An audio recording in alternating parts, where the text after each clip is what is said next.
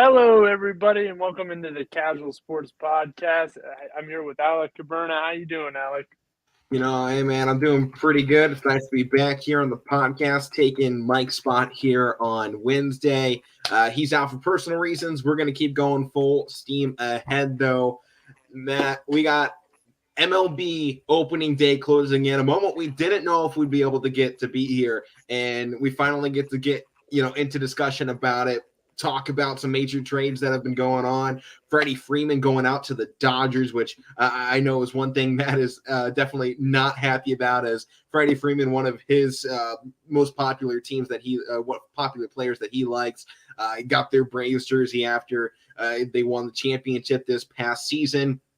And now you got him moving on to LA, and obviously a lot of movement going on around the league, and already some scrutiny and drama going on before the season's even starting. And Jock Peterson took to Twitter, I believe it was last night, to start talking about teams not willing to spend, in reference to teams like Cleveland, Pittsburgh, teams that we have heavily scrutinized here on the show ourselves for not being willing to spending money. And you look in these last, I believe it's 10 years, in the team that won the World Series, their preseason salary cap all ranked top 15 in Major League Baseball to get to that point. So clearly, if you want to be a contender in this league, you have to spend money, and yet we see teams consistently not spend money. That's what Jock Peterson was going into.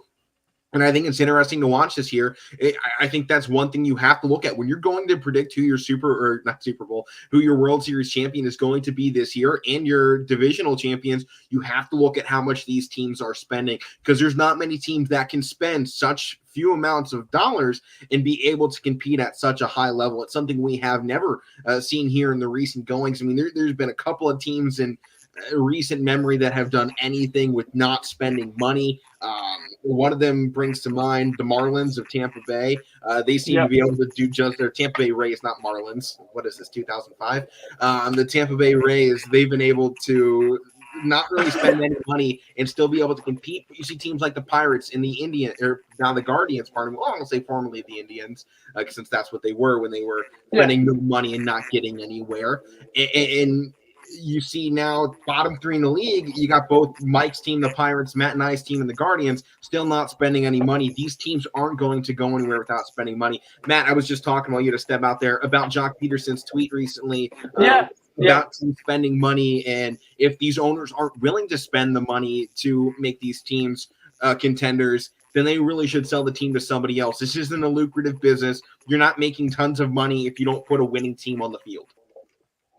Yeah, I mean, what was the Indians, like $48 million? I think we're getting. Like, come on, man. I mean, I guess the Yankees right now with the Guardians, Matt. The only contract that's worth over $5 million is Jose Ramirez, and he's got a very lucrative $12 million contract. I mean, that's one of the cheapest contracts for such a superstar out there, and he's coming up on his contract extension year. So, Cleveland is going to have to re-sign him, because without him, I mean, unless they're going to, the thing with the Dolans is they've said repeatedly, we are not in a rebuilding mode, yet we don't spend money, yet we don't go out for other players. And that's the one thing about it is, if you got a team in a rebuild mode, they're still making moves. And now the Guardians, it seems like third straight offseason, they've just sat there and done nothing while we have continued to fall down the standings. They haven't done anything. That went to the World Series years ago, and not the same team that was even competing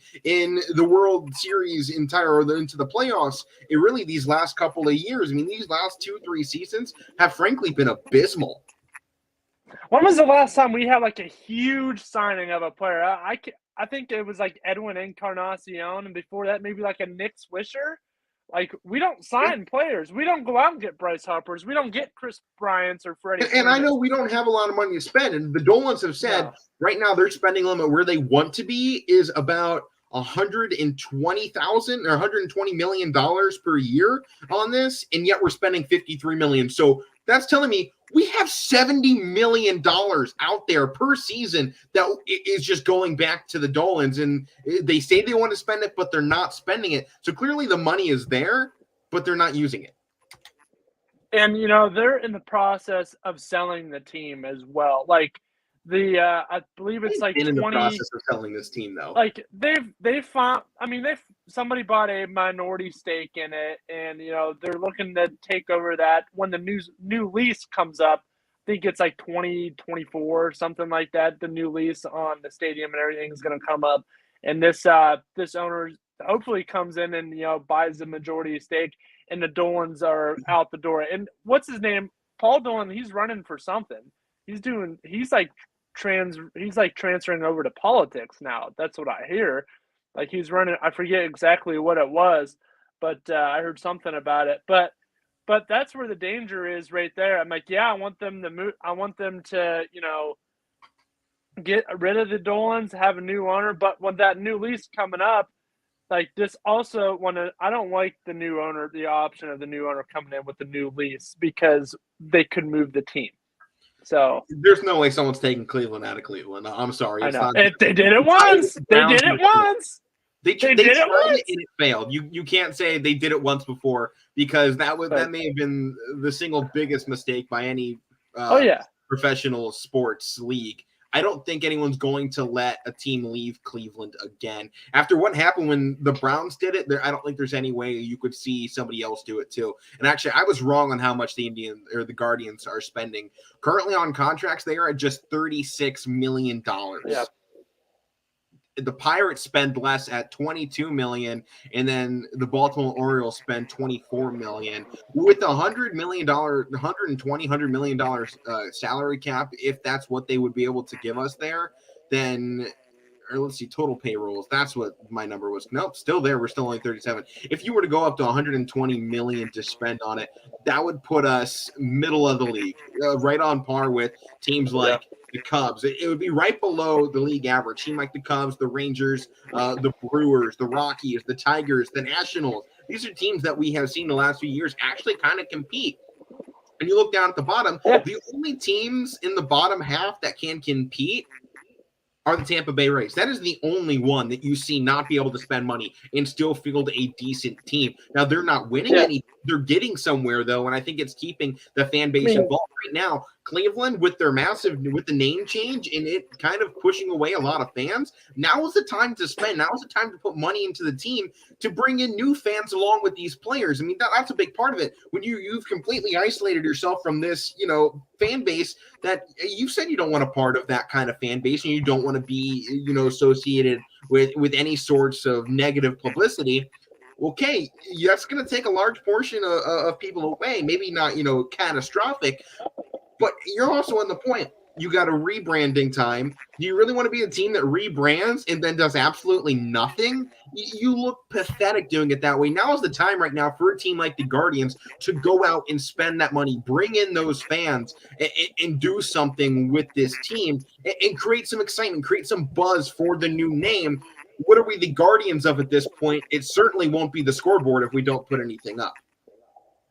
Yeah, no, I'm one of those fans right now. Like I still wear, I still wear my stuff, but I mean, a lot of us don't like the name change. I mean, I know we're not too thrilled about it. I'm still going to wear my old Cleveland stuff.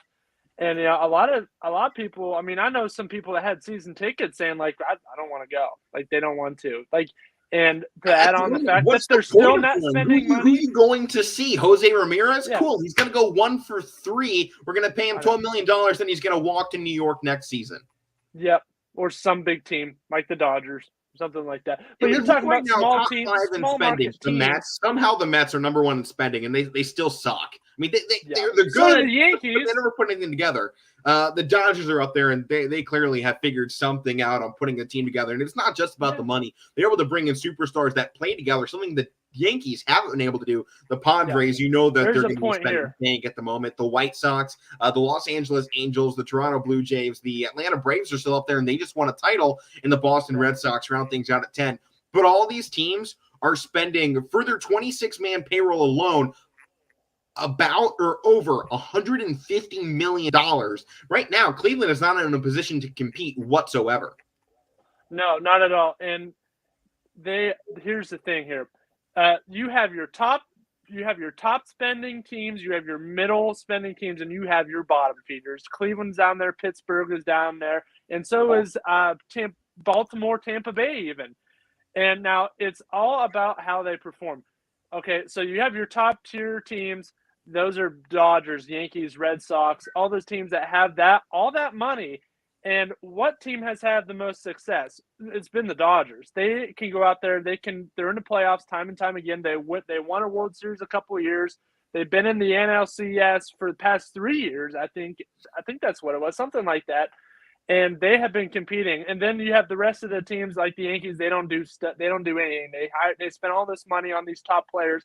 They don't do anything. Then you go to the middle teams like Atlanta, teams like what's another team?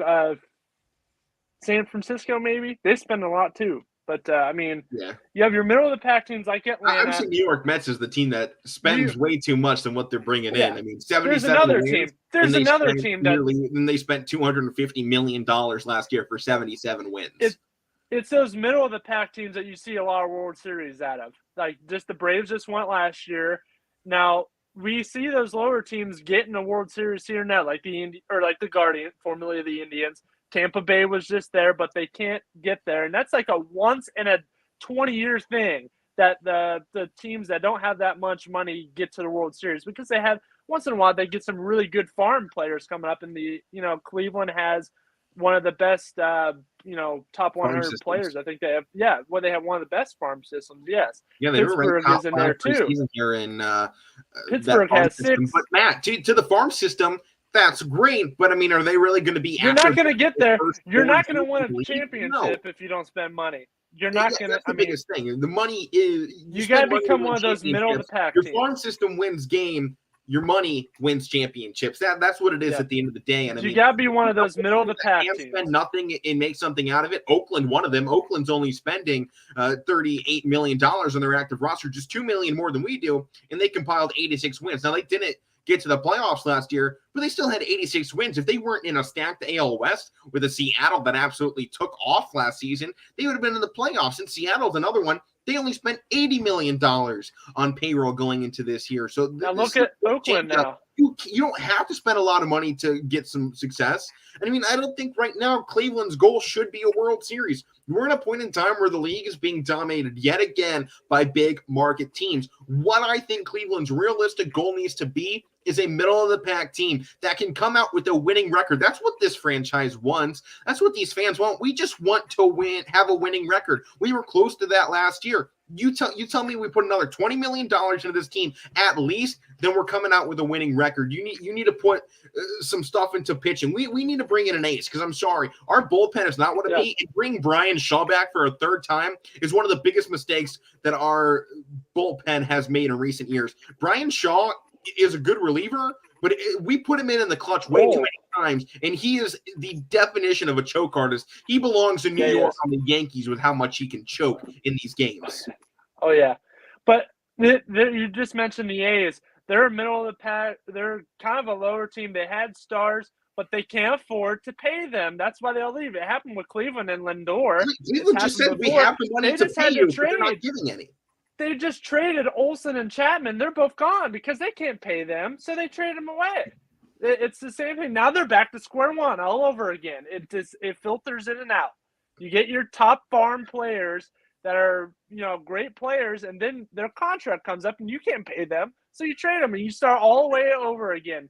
It's always you get the top step 5, and then now you're back to step 1 every 4 or 5 years, and it's frustrating. It is absolutely frustrating. Now, Matt, as a Cleveland fan, I'm not expecting World Series. I'm not even expecting a playoff every year. But I'm going to be in the talk for my division at least. I know the wild card is a fiery race with the AL East and the AL West. And I know the AL Central has been kind of the laughingstock of the American League, it seems, over the last couple of seasons since Cleveland made that World Series run. It's not been very strong, and I understand that. I just want to be in conversation and not 13 games back from Chicago to end out the season. Give me a winning season. Put us up there, 85 wins in that. I mean, this is a team that was a decent defensive team, but you only scored 717 runs last season. And you compare that to a team like Boston, who finished second place in the AL East, they put up 829 runs in that one. Seattle's one of the few teams that can say they didn't have to score to win games. Their differential was in the negative, yet they were still one of those teams we had to talk about down at the end of the season. So at this point, I mean, Cleveland just told us we have the money to spend it, and yet you let a guy like Francisco Lindor walk last season and just go, yeah, we'll send you out to the Mets. Cool, yeah, you can go sign a big contract out there. Or how about any of the pitchers that we have let walk in the last 4 or 5 seasons? I mean, we have sent guys all over the wazoo, and who have we really brought up? I mean, Tristan McKenzie has a beautiful upside, but he's clearly not at that yet. He got shot up the farm system because, frankly, there was nobody that could pitch for Cleveland last season. So that's a big problem with what's going on, is Cleveland's not willing to bring the guys in here to compete at a high level going into this season. But, Matt, we've talked enough about payroll here for 17 minutes of the show. Oh, man, I could go off on it. How about we get into actually talking about each individual division at this point? Let's start it out with maybe the highly contested division this season, the AL East, currently led by Tampa Bay from last season, one of our only couple of teams that hit 100 wins. Just 3 teams did it last season, and the NL West had 2 of them. This is the only other squad that hit 100 wins in the regular season. They were phenomenal last year. They outscored opponents by 206 runs. They were great at home. They were great on the road. This was really the perfect team last season for Tampa Bay. I'm excited to see what this team could do again, because it just feels like it's a roller coaster all year long for Tampa, but they always seem to be there at the end of the season in this AL East, which normally you expect it's either Boston or New York that's going to compete. Yeah, because they're the ones with the money. But, I mean, I like this Tampa Bay team, and they should have this team for a little bit now. And, yeah, I'll take them. I mean, I look for them to make another run at it, unless another surprise team comes up. But I don't think we're going to see Baltimore come around. But, I mean, Tampa Bay, Boston, and the Yankees, I mean, they're right there. Toronto had 91 wins. Toronto's there, too. New York and they're Boston. Going to be coming, too. Literally 4 out of the 5 teams in the AL East were competing and probably would have been first or second in any division other than that NL West. Yeah, I mean that whole division is stacked though. Now, especially with the Blue Jays up and coming. And there's another team right there with all your rookie guys, all your guys on their rookie contracts. So like Vladdy Jr. and who's the other guy, Bo Bichette, and there's one more I can't think of his name right now. But are they going to be able to pay those guys when it comes time to, or are we going to see another drought?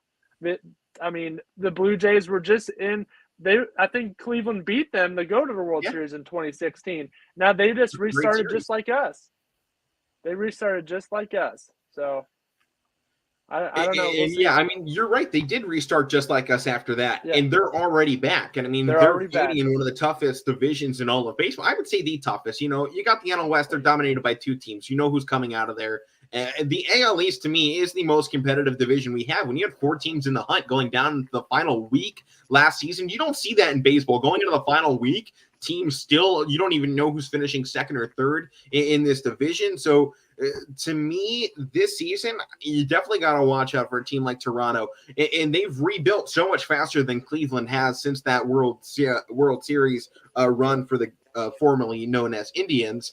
But to me, Matt, this Guardian system right now, farm systems are great. Cool. You have high prospects, but so have the Pirates for the last 10 years. Yeah. Brian Hayes. No, they're ranked, I think, second right now in their farm system. Yeah. They're up there.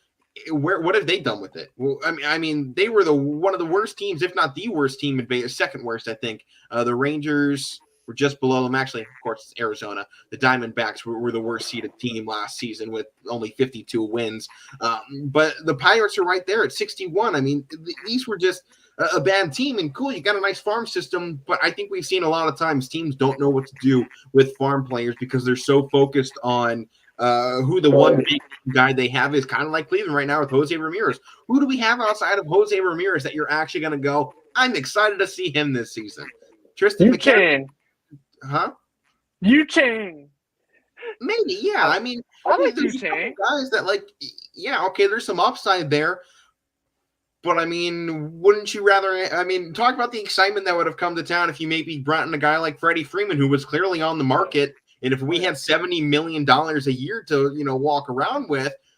I mean, I'm not saying give him $7 million or even say bring a guy like that in, but clearly, if you have the money and there are guys on the market, go make some offerings, man, because this is a team that the fans are hungry with this new rebrand. They need something to look forward to, because if you're going to hand us the same team that won 80 games last year and was really kind of nothing. I mean, it was fine. It was a fine season last year, but we would have finished third place in just about any other division last season. I mean, if you're going to hand the same team back with a new name, your numbers are going to dwindle rapidly with this team next season. We would have been in last. Ticket sales, memorabilia sales aren't going to be all that. I mean, I think it's one thing to look into the NFL as well with a team like the Washington Commanders now to see how they make moves this offseason in comparison. So there's a lot of. They already got Carson Wentz.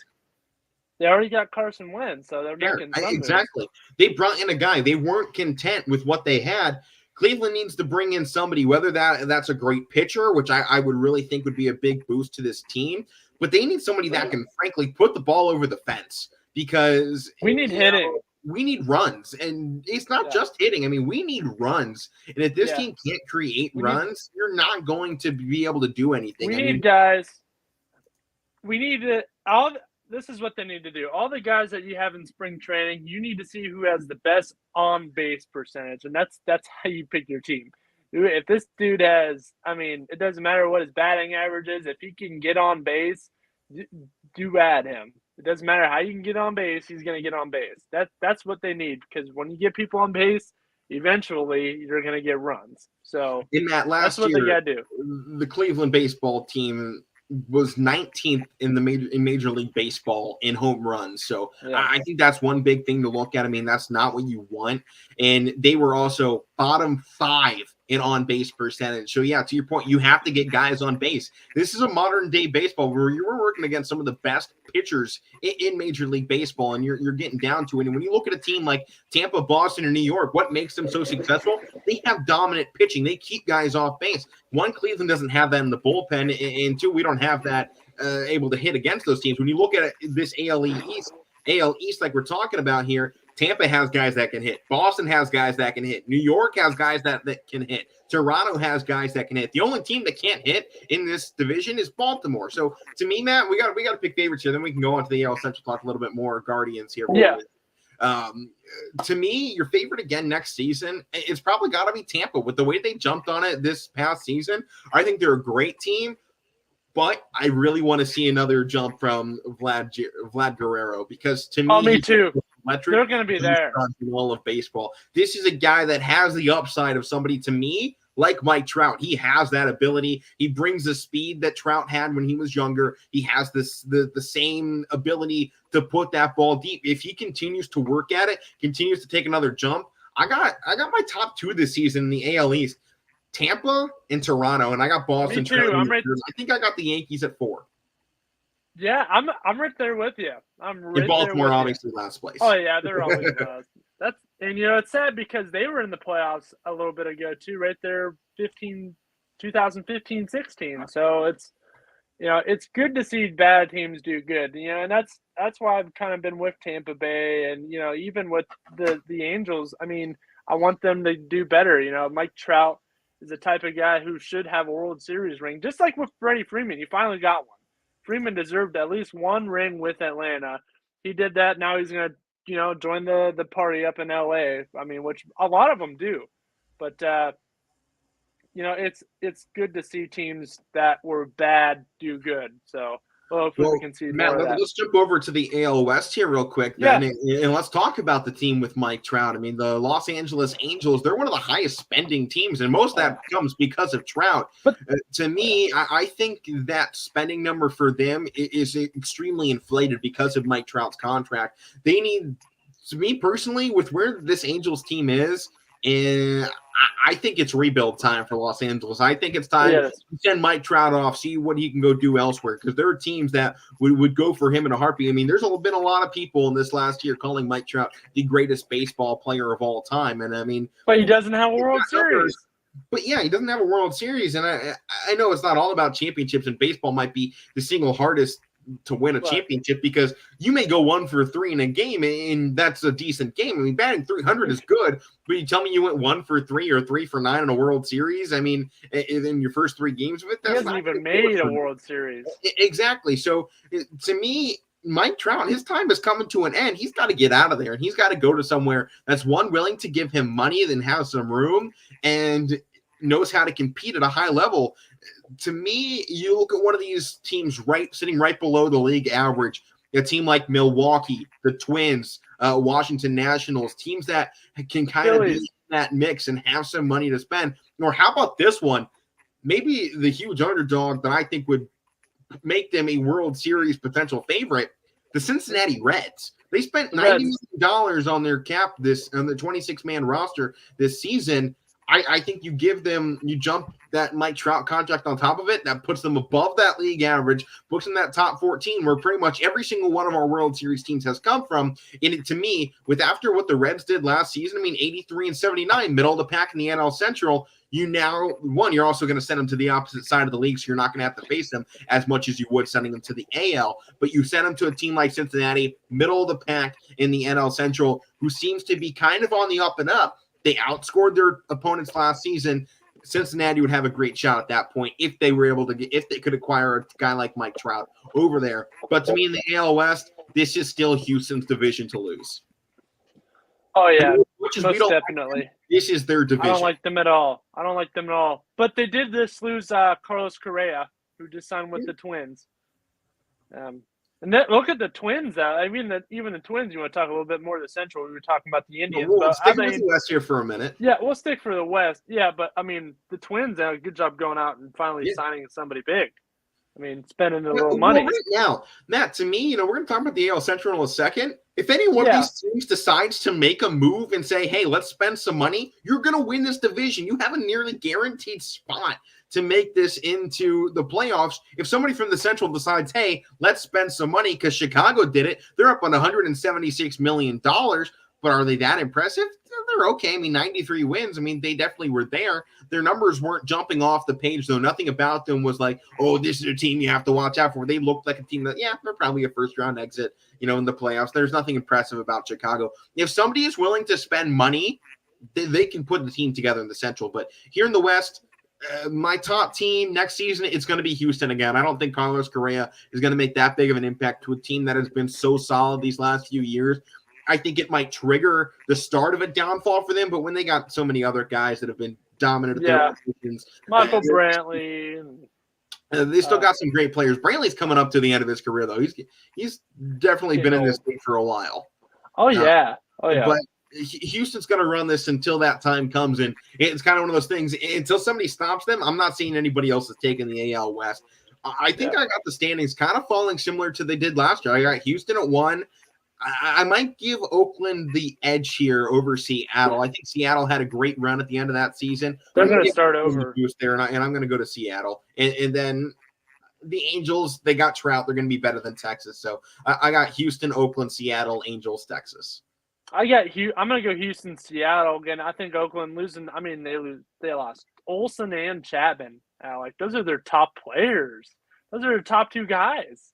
What are you going to do? Hey, what happened? 26 years ago when they lost their top 2 guys? Yeah, that's true. They found something out of it. And have Billy Beane that spends money, but they know how to put a team together. And I think maybe you can trust this one team more than I think any other team to lose 2 important players and still put something out of it. Because Oakland has put together fine teams for really the last 40 years. I mean, they've been a team that you always have to look out for because they're always a dangerous squad. And I think maybe now more than ever with the potential move from this team out of Oakland coming, I think this is a team that's going to rally at least one more time in this final few seasons out of Oakland. Yeah, and then I would like to see them leave Oakland. I mean, I like the big move would be to Vegas again, right? Because that's what the Raiders did. Yeah. I don't like that at all. That means they would probably have to change their colors of their uniforms, too. I mean, I don't think you can get away. I don't know, the light green and yellow. I mean, that is Oakland. That's California colors right there. Didn't the Las Vegas? I don't know. I don't know. I like them within Oakland, but I mean, yeah, I mean they shipped off like what you just said 20 years ago or so. They shipped off Jason Giambi and Matt Damon, and I think there's a guy named Igridhausen or something like that. They were all shipped off, and that's what they made the movie Moneyball about. They still got to the division round. Well, Matt, here's one thing to look for in Oakland. There's actually this came from February 18th. This is actually a new stadium that's been proposed to Oakland in the Bay Area. That includes a $1 billion, 35,000 seat waterfront ballpark for the Oakland Athletics. I'm looking at the rendering of this right now. Give me a couple of seconds here. I'm going to bring it up on the stream. Let's see how quickly I can do this here. Yeah, but when you're doing that real quick, but Houston is still a dominant team. I mean, everybody doesn't like them, because of the whole garbage can cheating scandal, but they're still a heck of a team. They proved that last year. They didn't even have to do that to win. They didn't have to do that. It was really a huge mistake, but they still show that they can compete, without doing that. But now, everybody, I mean, I bet you I would. Wow, that's amazing. That to me, that reminds me of like that kind of reminds me of like, the Pirates. Like I was thinking more San Francisco right there on the waterfront. Yeah, but I mean, I think that would be great. You move that would be great. Closer into the Bay Area too. And I mean, one of the biggest things they've been yelling for is a new stadium. That's one of the reasons they won because they want a new stadium. To me, bringing that in here, I think a good season by Oakland this year pushes another step into doing that. That's why I'm giving them this edge because to me, Oakland, they need this, man. They need something out of it. Oakland's been losing all the teams. They got to find something to fight for here. Yeah, they do. They do. I like this Athletics team, so we'll see what they can do. But let's take it back into maybe the most confusing division to talk about in baseball. Oh, it is. This seems to be the one you go, all right, this team's going to have a year like the Twins, and then last place with 73 wins. Talk about a last place team that was only 73 wins. That's not too bad. That'd be, in some divisions here, that would be a potential, third, fourth place team. And instead here in the Central, you have so many teams that are just tightly packed. And that's why I'm saying a moment ago, if there's a team willing to spend in the AL Central, they're going to win it. That's what happened with Chicago. They spent money and they finished 13 games ahead of the second place team of the Indians last season, now the Guardians, and they finished 16 games ahead of Detroit, 18 games ahead of Kansas, and 19 games ahead of Minnesota. Not to mention, maybe the only thing that really separated them, differential. And man, I talked about it a lot in NHL so far this season, how much that differential has really mattered in your win-loss category. You see the best teams have the best differentials. There's only a couple of teams that really don't fit that persona. Only one team was positive in their differential in the AL last year, and that was Chicago. They spent the money, they got the runs, they got the hits, they got on base, and they got wins. Cleveland, Detroit, Kansas, Minnesota haven't been spending a lot. They're not scoring. They're not able to stop runs. I mean, all of them allowed over 700 runs against last season. Minnesota allowed 834 runs. That's almost as many runs. Actually, that's more runs than Boston scored last season. To me, Minnesota might be the one team that they're going to need a little bit more than spending to put together a team. But Kansas, Detroit, Cleveland, put some money on the table, and you got your shot at an AL Central. It's going to come down to a tight race against Chicago because that's a team that has shown they're willing to spend now, and they're obviously a major market team.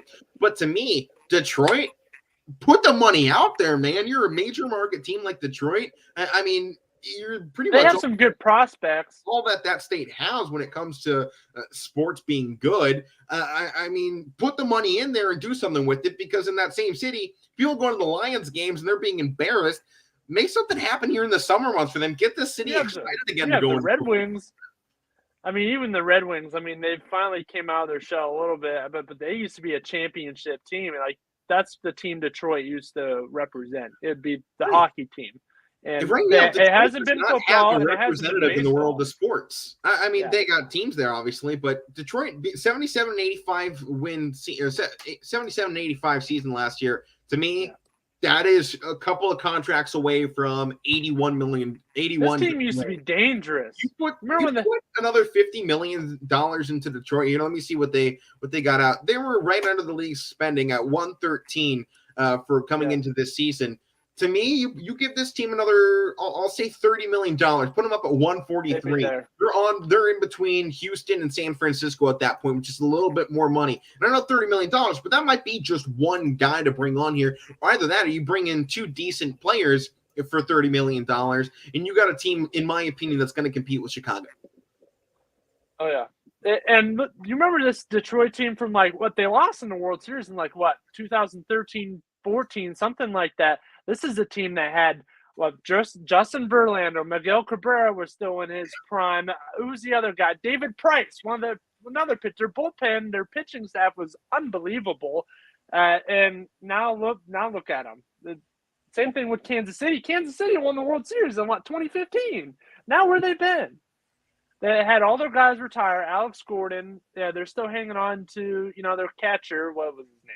Probably the best catcher in the game. They got a broken down Carlos Santana, who's at the end of his career. You have what's his name? I forget his name. Witt, something like that. But you have some good players that are all, but you don't have people around them. That's the thing with Kansas City.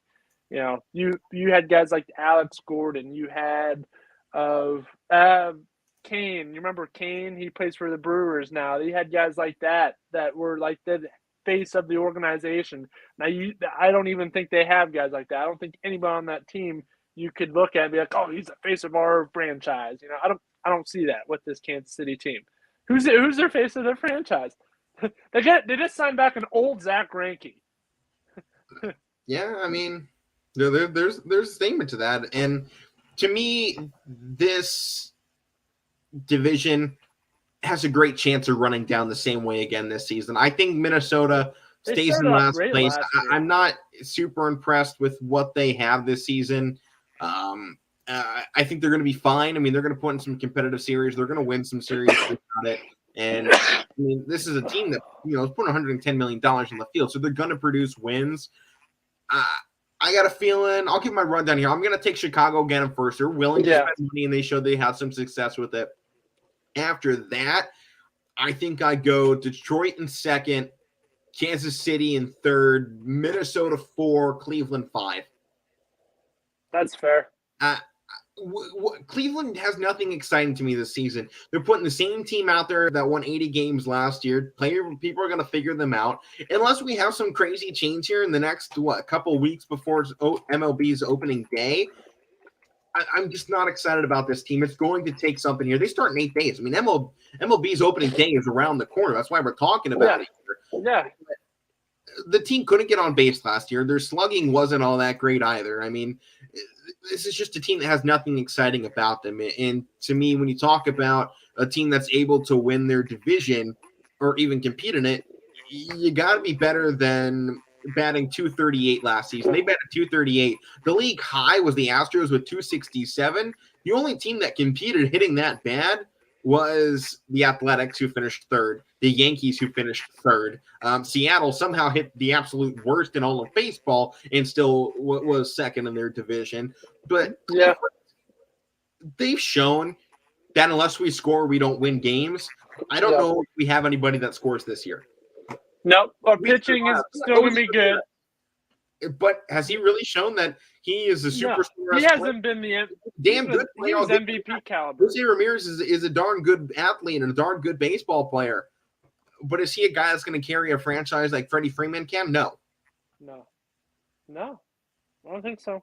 You have some good prospects coming up. I still like their pitching. Shane Bieber will be there. McKenzie's finding his rhythm as well. And who's the other guy? They're bringing up his rhythm and losing it 10 times last season. I mean, he was up and down. Our pitching needs it needs. Plesac will still be there. Plesac is a heck of an athlete. So I mean, I got that jersey back there. I'm just waiting for him to erupt. And we have that Cal Quantrill as well. Hopefully, he can come through. I mean, hitting. Oh, and we got the closer, Emmanuel Clase. I mean, still probably I think one of the top closers in the game for last year. He had to be top 5, 6. The guy was throwing 100 miles an hour. He looked like a young Aroldis Chapman. So hopefully we can hang on to him and he can develop him more. Hitting wise, I mean, Ernie Clement's coming back. I watch some of their spring training games. They look okay, but I mean they're playing against pitchers that are going to be bagging groceries soon. I mean, I don't know how one thing when you talk about our pitching, it's not that good. I'm looking at the metrics right now. It'll keep us above the water. Where they are, they allowed the 7th most home runs last season. 216 home runs they allowed. That was worse than the Pirates last season. They're going to keep us above water though because I mean, are they? Did they last year? They allowed so many runs last year. It didn't matter that we couldn't score last season. Still finished 2 games under 500. They're going to be around that again. That's what I mean above water. 500. So maybe we'll see something exciting. They have a new third base. This guy is probably going to replace Ramirez because we're going to trade him eventually. Nolan Jones, third baseman. So he has some talent. Ernie Clement is looking to be a half decent shortstop. I mean, yeah, you look at these guys' name like, oh man, this guy. But a while ago, we were looking at Ramirez and Lindor like, oh, who's this guy? Even though Lindor is the top, prospect in baseball, but everybody was looking at Ramirez like, really, who's this guy? Now they all love him. It's just gonna rotate. In 5 years, everybody's gonna be like, oh yeah, Nolan Jones. It's the same thing. It just rotates. So, or whoever might else go. I mean, at the moment, Nolan Jones seems to be the big face, but there's so many names in that farm system that even Yu Chang. People are like, "Who's this Yu Chang guy?" Now, slightly, the fans are starting to like Yu Chang. I like Yu Chang. I mean, you go back to our 2016 with guys like Grady Sizemore, Sin-Chu Chu, Travis Hafner. Yeah, Hafner. CC Sabathia is our ace. I mean, there was always a favorite, and then it slowly got rolled out, and our new guys came in. You went, "Ooh, the new face of Cleveland." And now they're rolling out. Who's going to be that next face of Cleveland to me is going to be the big shot. I think maybe one thing that Cleveland has with the Guardians, you have a lot of fans really pissed off at the Cleveland Browns, and they're going to be looking for sports. If the Guardians want to do something, now's the time to do it because I think you got some open fans in the city of Cleveland that are willing to jump on. And we're bringing back Karinchak, too. Karinchak will be back. Number 99. I like Karinchak. And, Aaron Savali, hopefully he's going to bring his cockiness down. I think Karinchak at sometimes he's a little too cocky out there, a little too full of himself. The one guy that I think they should totally get rid of is Logan Allen. Brian Shaw, to me, you got to get rid of Brian Shaw. Brian Shaw, dude, they just signed him. I just saw it. Like, I know you're talking about, but are you serious? I didn't even like the guy when we had the World Series run. He always made me nervous. Oh, God, here he comes. Right. Brian Shaw stepped on the mound. I turn off the game because I know we're going to lose because he blows it every time. Oh, yeah.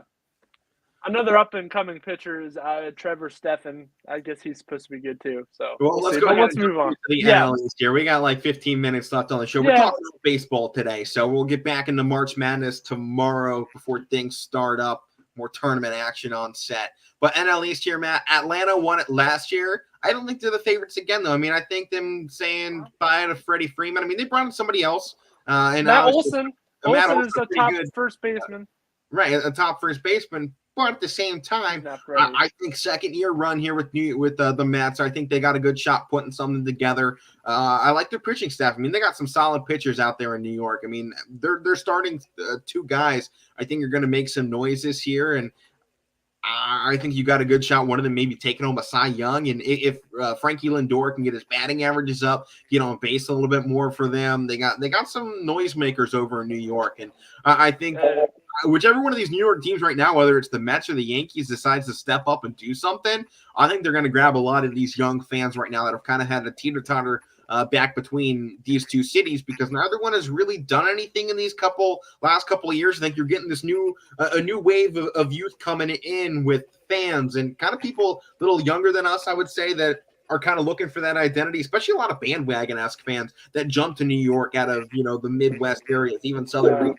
and even northern regions that don't really have baseball teams, they're looking for that team to jump onto. And obviously, you look at the big markets first. A team like the Dodgers, you're getting a lot of fans right now. If a team like the Mets, who's shown, hey, we're willing to spend some money, can go out there and put together the field of $251 million. I mean, that they're giving away right now. I mean, with the 26-man roster, they're $251 million. That's insane with what they're putting out there on the field right now. If that comes together here this season, I think I give my first place to in the NL East. Probably Atlanta again. I'm going to go New York second. I think Philly in third. I'll go Washington 4, Miami 5. So I'm going to go Atlanta again. Ronald, the big thing here, I mean, obviously Freeman's gone. I mean, everybody loved Freddie. He was the face of that franchise. You have Matt Olson in there now. Ronald Acuna Jr.'s targeting a May return because of the ACL. But you still they just acquired Kenley Jansen, too, from the Dodgers. And Jansen's a heck of a closer. You throw him in there with the guys they have. I mean, Matzik and the other guy, I forget what his name was. But they have a heck of a bullpen and, pitchers too. I mean, Drew Smiley is now gone, but I think they can still, put together a good ball team to at least win the division again. Then second here, I got to go Phillies. I think Phillies are, I mean, they just did get Kyle Schwarber. I know he's coming to the end of his career. He can still hit, but I like to see what they can do. They still have, Bryce Harper. They have Didi Gregorius, who I think is one of the best shortstops. And we'll see what happens. I got to go Phillies there. I'll go New York next, and then I'm actually going to put the Nationals and then Miami. I'll do that. Matt, one thing to watch out for this year with the NL, remember, it's a universal DH this year, so they each get more hitting available to them. But it was put in today, Major League Baseball threw this thing in here immediately, the Shohei Ohtani rule. Pitchers can remain on the batting lineup, but they will be marked as your designated hitter. So Shohei Ohtani can still pitch and bat at the same time. They literally gave him a rule, the Shohei Ohtani rule. That will be sweet.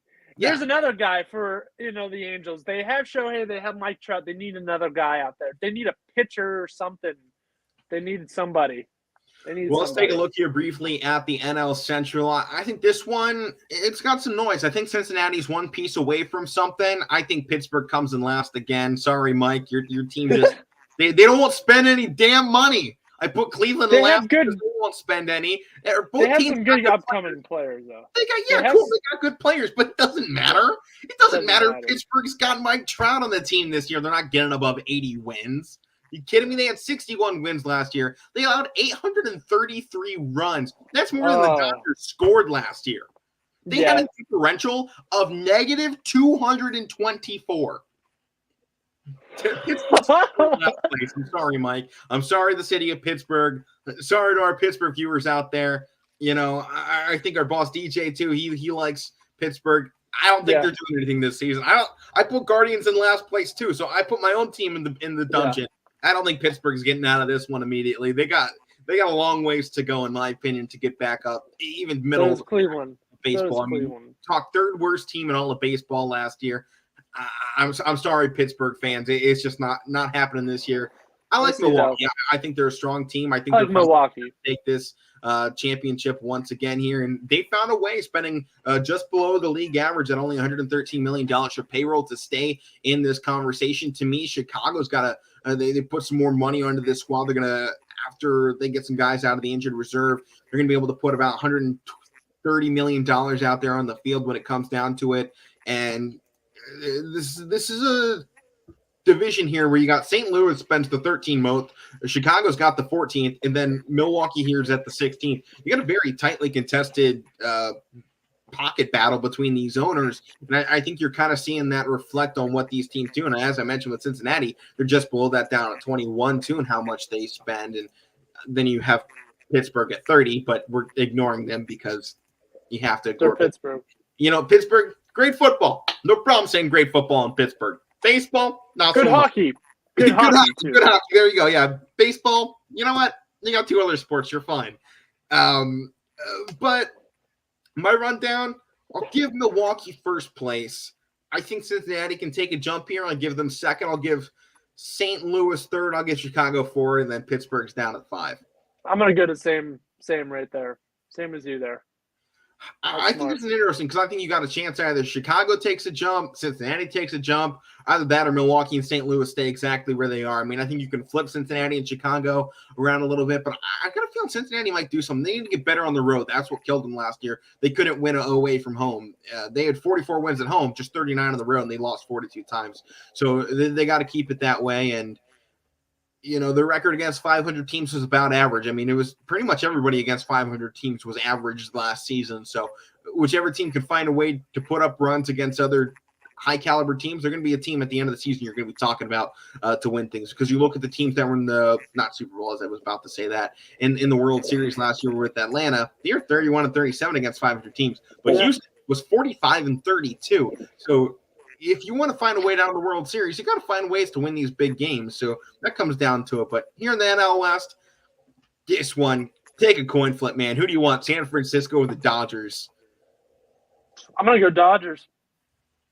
Freddie Freeman's a huge jump for them, and they far outscored their opponents last season. And they're going to be getting Trevor Bauer back soon, too. Yeah. It's coming. But their pitching is stacked. I know they lost Max Scherzer, but they're still a stacked team. It's going to be the Dodgers. I think the Giants, they had a nice little run. I mean, they lost Bryant. Bryant left. So, I mean, that's a huge piece right there. So, I think they had one Cinderella year. I even think the Padres finished right behind them, and the Giants are third. All right. I'll give the Dodgers first place again. I think I still give San Francisco another year with this team. I know the loss of Bryant's going to hurt, but I don't see them falling. I don't see them falling off 28 games down to third place. I don't see them losing nearly 30 more games they did last season. I think they're going to take a slip. I think they're going to be down, in the 85-90s this season when it comes to wins. I don't think you see this far of a jump though in one season down the standing. So I'll go LA, San Francisco. I almost like Colorado to take that spot, but I'll give it to San Diego and I like Colorado. Arizona. Colorado's sweet. They have Chris Bryant now. I mean, that's where he went. So That's gonna be funny. Same division. Right. I bet you a lot of fans hate him. Bet you he's got to repair some stuff. Especially with Colorado. I mean, even when he was on the Cubs. Yeah. So we'll see. That's gonna be interesting. But all right, man. Any final thoughts here as we're 8 days to the official start of baseball on March 31st? Yeah, I think a lot of these teams, I think they'll eventually remain the same and they'll end up ending like this, within the divisions. But I think it's going to take some time for some teams to get with it because they barely have any spring training. They have no practice at all. You got to remember that. They were on a strike for a while. How many days was that strike? I don't remember exactly. It was a couple months.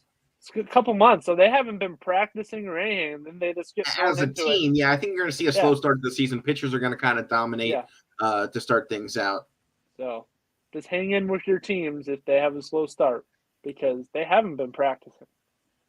So we'll see. Yeah, well, that's all I got. Yeah, but I love baseball. MLB season preview. I love baseball. I mean, I love baseball. A lot of people think it's boring. I find it so relaxing to watch. Once in a while, you turn the ball game on. You don't have to pay attention that very much. It's still relaxing to watch basketball and hockey. You're like glued to the TV, and it hurts so bad. It hurts. I mean, it's gonna hurt your eyes. You're like rebound, put it back up. And the one problem with baseball is you miss one play, and that's the only run of the game. You get up to go to the bathroom, someone hits a home run, and the game ends 1-0. You're like, well, I missed all the action in this one. And it also goes with us calling it too. It also goes with us calling it too. Baseball is by far my favorite sport to call. It's so relaxing. You don't have to be on the edge of your seat. Like, oh, here he comes! He's coming so fast. Except when they're running around the bases, that's it. But high school basketball, that stuff goes a mile a minute in some games. Yeah. You get a breathing period. Go from Liberty basketball where I'm getting whiplash and going back and forth down the field, down the court, I should say, out to baseball where I can just go, oh, and he hits it. Yeah. And it's gone. Woo! It's gone. All right. So I like that. Baseball's a quick sport when you got to, it's a quick play, but then you get a minute to reset. So, I mean, it'll be fun. I got games coming up actually this weekend. We'll get into those a little bit later on in the week. But it should be great opening day, Youngstown tournament down at Scene. I mean, they're bringing in Benedictine, St. Edward's, a Division I school. That's awesome. Wow. Cardinal Mooney's in the run this weekend. I don't know who else is in it. I've got to keep digging in to find out who else is involved in this tournament. But it should be a fun one this weekend down at Scene. So, I mean, if you're free this weekend, go down to Scene Ballpark or check it out here on ysnlive.com. I'll be on the call. I'm down there. I know Noah Ricks is at the field as well, calling, I think Ursuline and Champion are both in it. I think Howland's in the tournament as well. So a big opening weekend for baseball here. Oh, yeah. I'll be getting my schedule here soon. Be calling my Badger Braves and, the Brookfield Warriors. So we'll see. It should be fun. Yeah, that it will. But Matt, I believe that's going to do it here for the Casual Sports Podcast. A couple minutes earlier for us. Make sure to check out Power Hour coming up next on YSNlive.com. Matt and Alek back at it tomorrow as we get into the Sweet 16 of March Madness. Updated standings right now. Mike is still in first. Matt, I believe you're in last, and I think I'm sitting right in the middle of it in second place. I think when it comes down to that, I still have the most points left on the board. I think you or Mike either has 3 or 4 of your Elite 8 teams already out. My Elite 8 is still, I think, intact except for maybe one team. So I've got some points I can make up here on Mike, but you're going to need some healthy stuff to happen. And at the moment, the only game that doesn't really matter is Arizona, because whether or not they win or lose, we all have them winning it. So that's going to be a big storyline to watch, because if we all think Arizona's doing it, then they're probably not going to win it. So be interested to see how things finish out. Power Hour coming up next, though, on YSNlive.com. We will see you all tomorrow. Opening day coming up shortly.